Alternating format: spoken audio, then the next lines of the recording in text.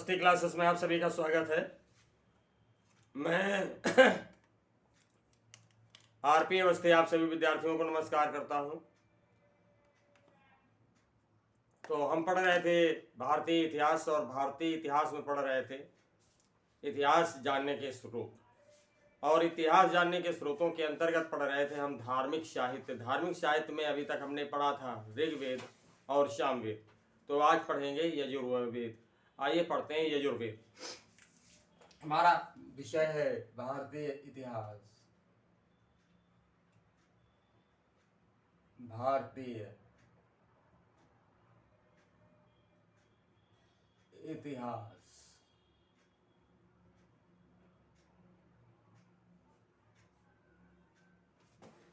और आज हम पढ़ेंगे यजुर्वेद के बारे में। यजुर्वेद अनुमानता इस वेद का विरचना काल कुछ विद्वान लोग जो है 1400 ईसा पूर्व से 1000 ईसा पूर्व मानते हैं, और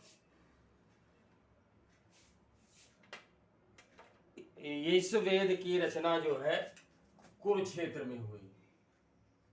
रचना कुरुक्षेत्र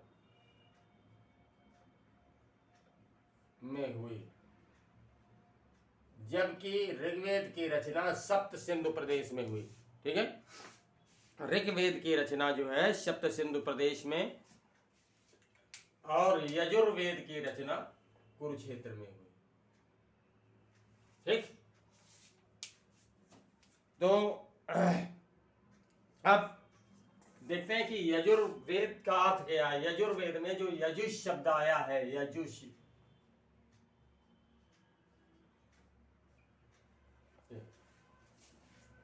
यजुष, यजुष शब्द का अर्थ है यज्ञ। यजुष शब्द का अर्थ है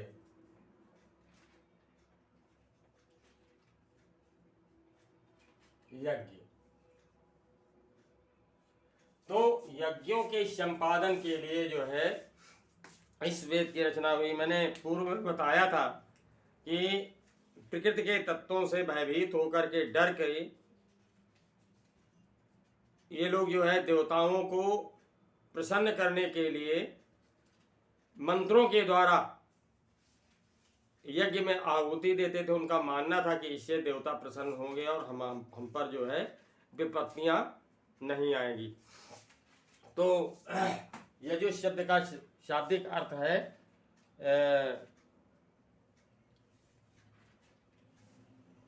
यज्ञ, और यजुर्वेद संहिता में यज्ञों को संपन्न कराने में सहायक मंत्रों का संग्रह है। इसमें यज्ञों को संपन्न कराने हेतु, यानी यज्ञों को पूरा करने हेतु सहायक मंत्रों का संग्रह है। सहायक मंत्रों का संग्रह है,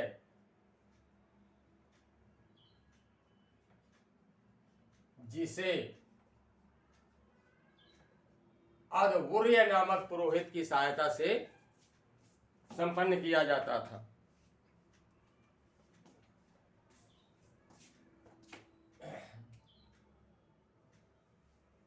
का संग्रह है मंत्रों का उच्चारण, मंत्रों का उच्चारण, अद्वर्य,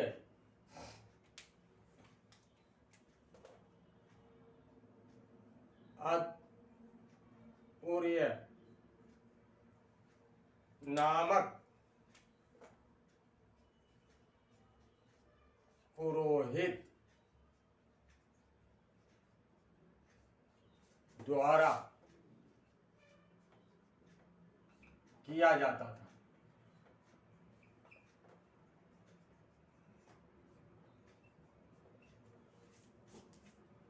मंत्रों का उच्चारण अध्वर्य नामक पुरोहित द्वारा किया जाता था। अब एक खास बात यह है कि यजुर्वेद गद्य और पद्य दोनों शैलियों में है। यजुर्वेद गद्य, गद्य का मतलब होता है प्रोज, यानी जो पैराग्राफ के रूप में लिखा होता है सेंटेंसेज में। जैसे एक बार एक किसान था, उसके 4 बेटे थे, वे आपस में लड़ते झगड़ते रहते थे, उनमें से कोई भी बेटा किसी भी प्रकार का कोई काम नहीं करता था। तो ये गद्य शैली है, और जिसे गाया जा सके उसे गेय शैली या पद्य शैली कहते हैं। ठीक है, तो यजुर्वेद गद्य और पद्य, ये सवाल कई बार पूछा गया है। गद्य और पद्य दोनों में है। ठीक, यजुर्वेद जो है वो गद्य और पद्य दोनों में है, और ये जो है कर्मकांड प्रधान वेद है। यह वेद कर्मकांड प्रधान है।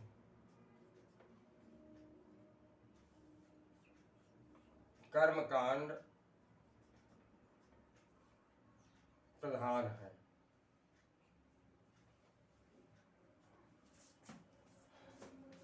कर्मकांड का मतलब होता है यज्ञ के समय में विभिन्न प्रकार की क्रियाएं करना, जैसे पहले कलश पूजन, कलश जो यज्ञ की वेदिका, उसके चारों कोनों में कलश रखे जाते हैं, वेदिकाएं बनाई जाती हैं, उसमें चावल से विभिन्न प्रकार की आकृतियां बनाई जाती हैं, ज्यामितीय आकृतियां, और पूजन किया जाता है। तो तमाम तरह के उसमें जो है जो क्रियाएं होती हैं उनको कर्मकांड कहा जाता है।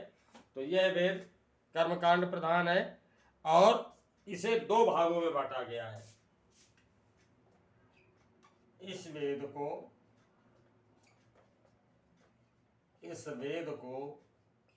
2 भागों में बांटा गया है। 2 भागों में बांटा गया है।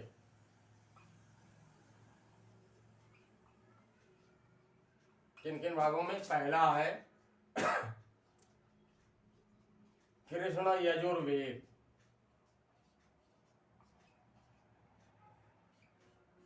कृष्ण यजुर्वेद, और दूसरा है शुक्ल यजुर्वेद। ठीक, तो जो कृष्ण यजुर्वेद है इसका प्रचार प्रसार या इसके मानने का जो व्यापक क्षेत्र है वो दक्षिण भारत है, और शुक्ल यजुर्वेद का प्रभाव जो है उत्तर भारत में है। याद रखने की चीज है। ठीक है, अब जो कृष्ण यजुर्वेद है इसमें छंदबद्ध मंत्र तथा गद्यात्मक वाक्य हैं। कृष्ण यजुर्वेद में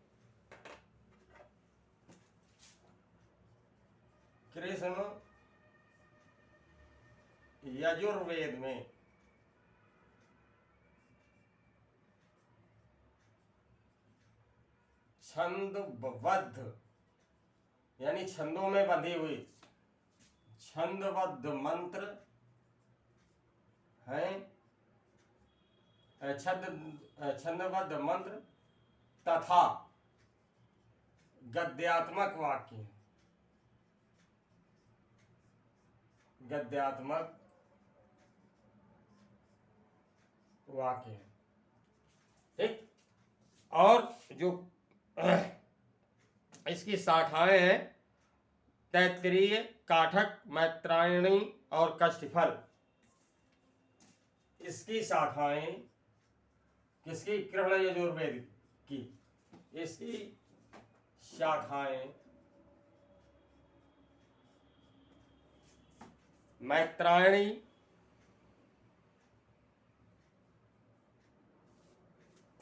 इसकी शाखाएं तैत्तिरीय,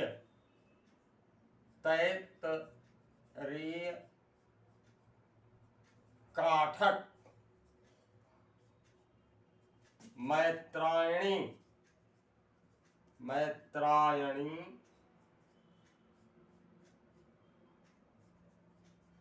एवं, क्योंकि यजुर्वेद में छंदबद्ध मंत्र तथा गद्यात्मक वाक्य हैं। इसकी शाखाएं तैत्तरीय, काठक, मैत्रायणी तथा कष्टफल या एवं कष्टफल है। ये बहुत इंपॉर्टेंट सवाल है, पॉइंट है, कई बार पूछा गया है। ये शाखाएं जो है पूछी गई हैं कि तैत्तरीय, काठक, मैत्रायणी एवं कष्टफल शाखाएं हैं। ठीक है, तो ये पूछा गया है कि ये कृष्ण यजुर्वेद की हैं। ठीक, अब जो शुक्ल यजुर्वेद है इसमें केवल मंत्र है, गद्य नहीं है, गद्यात्मक वाक्य नहीं है। ठीक है, शुक्ल यजुर्वेद में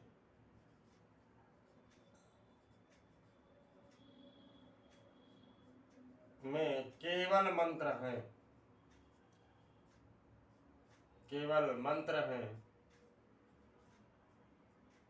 ठीक है, केवल मंत्रों का संग्रह है शुक्ल यजुर्वेद में, और इसकी जो शाखाएं हैं वो माध्यन्दिन और कानु है। इसकी शाखाएं यानी जो शुक्ल यजुर्वेद है इसकी शाखाएं माध्यन्दिन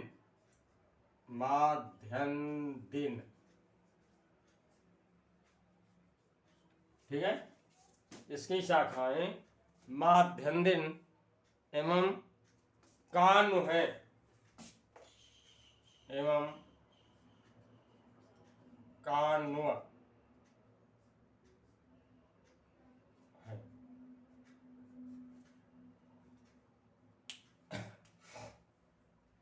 कान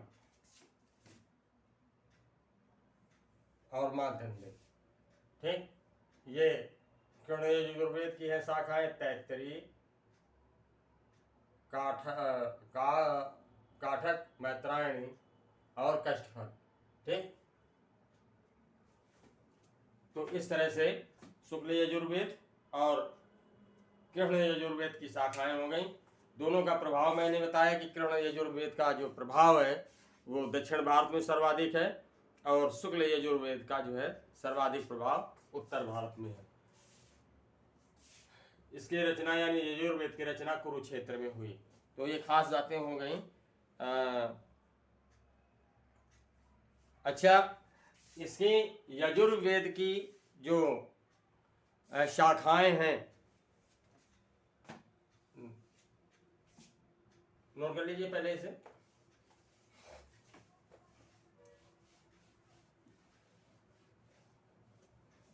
तो यजुर्वेद की शाखाओं को वासजनेय भी कहा जाता है। वासजनेय यानी यजुर्वेद की शाखाओं को वासजनेय भी कहा जाता है, इसीलिए यजुर्वेद का नाम वासजनेयी संहिता भी है। वासजनेयी संहिता या संहिता भी है। ठीक है, तो ये हो गई। अगली बात ये है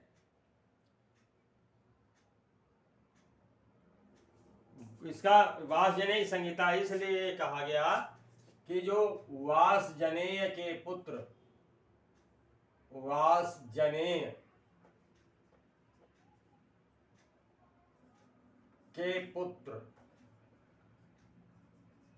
याज्ञवल्क्य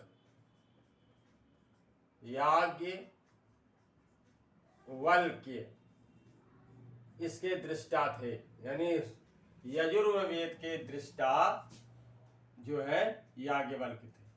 तो इसलिए जो है वासजनेयी संहिता भी से कहा जाता है, इसकी शाखाओं को वासजनेय कहा जाता है, क्योंकि याज्ञवल्क्य जो है वासजनेय के पुत्र थे। तो इस तरह से ये बातें हो गई हमारी यजुर्वेद की। अब आइए आते हैं अथर्ववेद।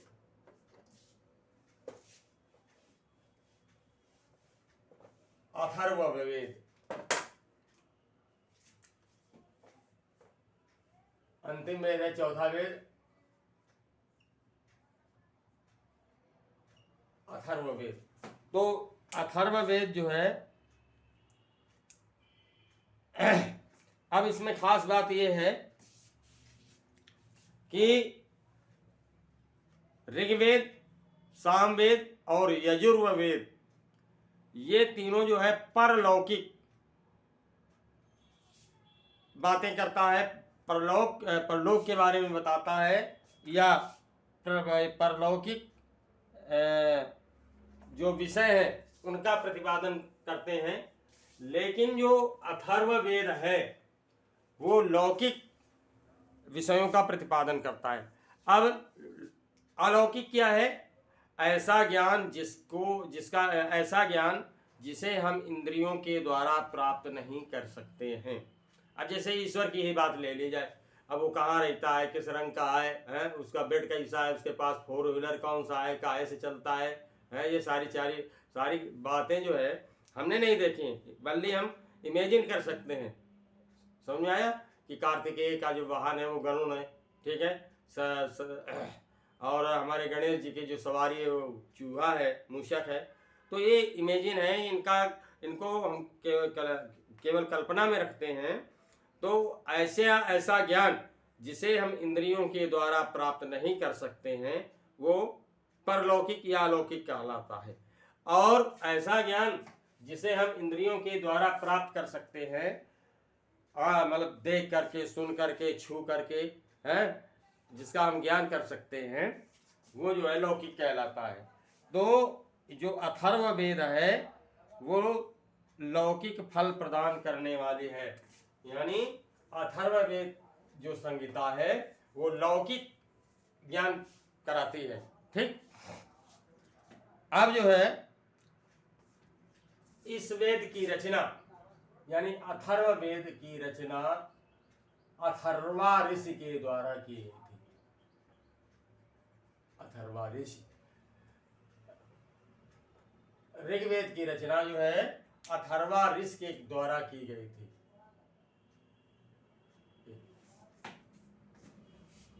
इसके जो दूसरे दृष्टा हैं वो आंगिरस, दूसरे दृष्टा आंगिरस है, इसीलिए जो है इसे अथर्वा आंगिरस वेद भी कहा जाता है। यानी अथर्व वेद को अथर्वा आंगिरस वेद भी कहा जाता है। ठीक, अथर्वा आंगिरस वेद भी कहा जाता है। समझ आ गई बात? यानी अथर्व वेद को अथर्वा आंगिरस वेद भी कहा जाता है, क्योंकि आंगिरस जो है इसके दूसरे दृष्टा। सवाल पूछा जा सकता है कि अथर्व वेद के दूसरे दृष्टा या दूसरे रचनाकार हैं, तो अगर 4 ऑप्शन दिए हो तो उसमें जो है ये आंगिरस आपका जो है आंसर सही होगा। इसके मुख्य रचनाकार अथर्वा ऋषि हैं। अगली बात जो आती है, तो अथर्ववेद में उस समय के समाज का चित्र दिया गया है, चित्रण है। आर्यों ने अनार्यों के अनेक धार्मिक, और इसमें इस बात का जिक्र है खासा कि अथर्ववेद से आर्यों द्वारा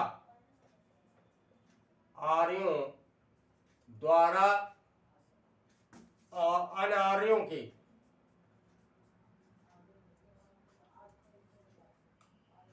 अनेक विधानों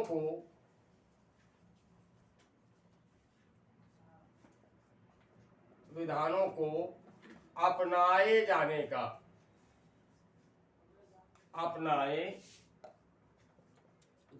का पता चलता है। ठीक है, चलता है। अनार्य कौन थे?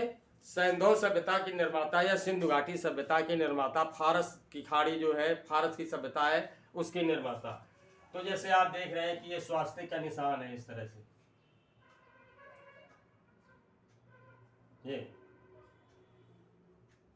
ये चिन्ह जानते हैं आप, इसको स्वास्तिक चिन्ह कहते हैं, स्वास्तिक।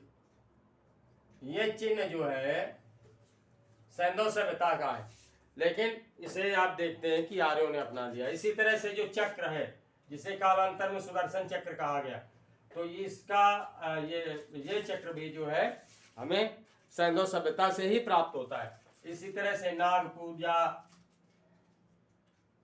पीपल पूजा वृक्षों में, और ताबीज,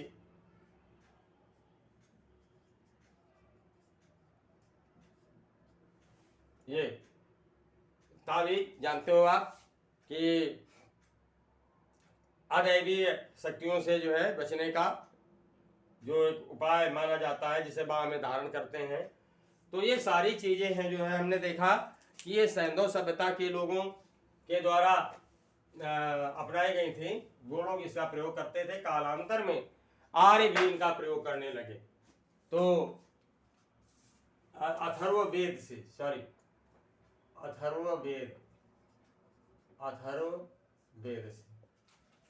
ठीक, आर्यों द्वारा अनार्यों की अनेक विधानों को अपनाए जाने का पता चलता है। इसके अलावा अब आते हैं कि अथर्ववेद की शाखाएं कौन कौन सी हैं। अथर्ववेद की 2 शाखाएं हैं, पिप्पलाद एवं शौनक। अथर्ववेद की 2 शाखाएं, अथर्ववेद की 2 शाखाएं,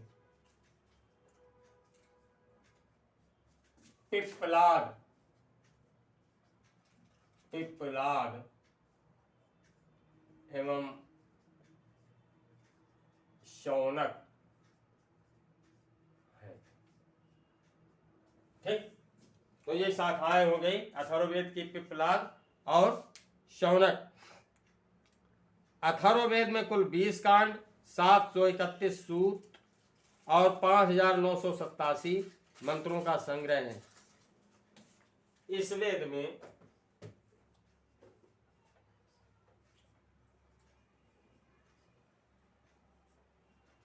ठीक, इस वेद में 20 जो है कांड का मतलब उसके अध्याय, 20 कांड, ठीक, 731 सूक्त, 20 कांड, 731 सूक्त और 5987 और 5987 मंत्र हैं, यानी श्लोक है। मैंने बताया था कि सूक्त जो है श्लोकों का संग्रह होता है, इसमें संख्या निश्चित नहीं होती है। कितने एक सूक्त में कितने मंत्र होंगे ये संख्या निश्चित नहीं होती है। और लगभग 1200 मंत्र जो है ऋग्वेद से लिए गए हैं। इस वेद में लगभग 1200 मंत्र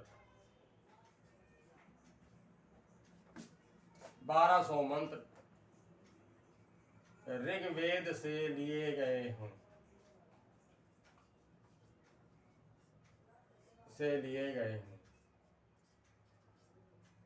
ठीक। तो मेन आधार आप देख रहे हैं कि अपना ऋग्वेद ही है। इसके बाद इसकी कुछ ऋचाएं जो है यज्ञ संबंधी तथा ब्रह्म विद्या विषयक होने से इसे जो है ब्रह्मवेद भी कहा जाता है। इस वेद को मेन बात यही है, मैं इस वेद को ब्रह्म वेद भी कहा जाता है। सवाल बनता है कि ब्रह्म वेद कहा जाता है, चारों ऑप्शन दे दिए जाए आपके, तो हमारा आंसर होगा अथर्ववेद। तो इस वेद को ब्रह्म वेद भी कहा जाता है। ठीक। अगली बात जो आती है, अधिकांश मंत्र जो है लौकिक जीवन से संबंधित है। तो इस वेद में यानी रोग निवारण, ठीक, जादू टोना, जादू टोना, जादू टोना से तात्पर्य आप क्या है कि देखते हैं कि जैसे पता चला कि कोई छोटा बच्चा बहुत चीख चिल्ला रहा है, आप देखते हैं कि वो किसी की गोद में चुप नहीं होता है, तो महिलाएं क्या कहती हैं कि नज़र लग गई है, किसी की नज़र लग गई है। तो उसकी नज़र उतारने के लिए जो है वो थोड़ा सा आटा, थोड़ा सा नमक, मिर्च, हल्दी जैसी चीज़ें ले करके और उसे जलती हुई चूल्हे की आग में डाल देती हैं, ठीक। तो ये जो है जादू टोना कहलाता है। तो इस वेद में जो है रोग निवारण, जादू टोना और शाप वशीकरण, शाप वशीकरण, वशीकरण का मतलब होता है मंत्रों के द्वारा किसी को अपने बस में कर लेना, ठीक है। ये तांत्रिक क्रियाएं होते हैं, तांत्रिक लोग करते हैं। वशीकरण और आशीर्वाद प्रायश्चित, आशीर्वाद प्रायश्चित,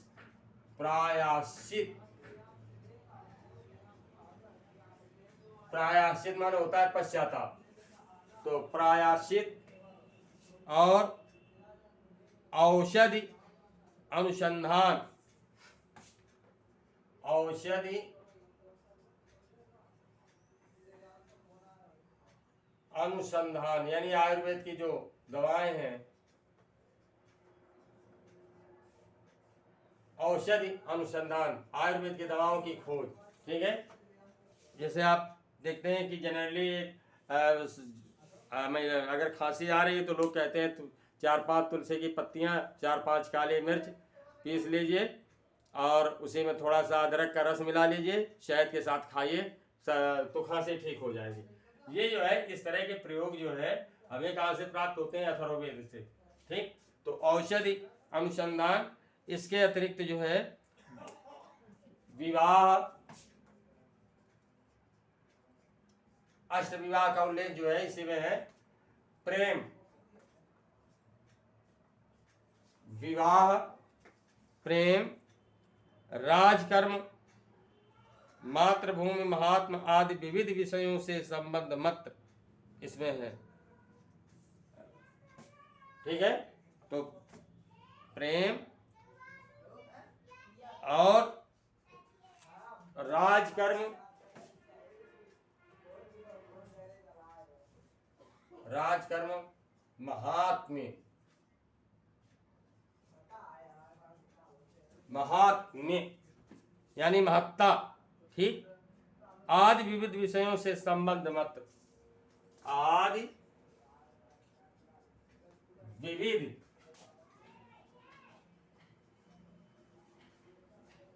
विषयों से जुड़े मंत्र, विषयों से जुड़े मंत्रों का उल्लेख, जुड़े मंत्रों का उल्लेख इस वेद में है, ठीक। तो इतनी सारी चीजें हैं जो है अथर्ववेद में। आयुर्वेद के सिद्धांत तथा व्यवहार की जगत की अनेक बातें भी जो है, यानी मैंने पहले ही बताया कि आयुर्वेद का विवरण है इस वेद में, साथ ही जो हमारा समाज है इसके विभिन्न व्यवहारों का उल्लेख भी जो है अथर्ववेद में किया गया है। तो इस तरह से हम चारों वेद पढ़ लिए, ऋग्वेद, सामवेद, यजुर्वेद और अथर्ववेद। तो आज इतना ही। नेक्स्ट लेक्चर में फिर इसके और दूसरे हम प्रमाण पढ़ेंगे। तो अगर कहीं कोई प्रॉब्लम हो तो प्लीज़ कमेंट करके पूछिए। नए छात्रों से पुनः अनुरोध कि प्लीज़ मेरे चैनल अवस्थी क्लासेस को अवश्य सब्सक्राइब करें। तो नेक्स्ट लेक्चर में मेरी फिर आपसे मुलाकात होगी, तब तक के लिए नमस्कार।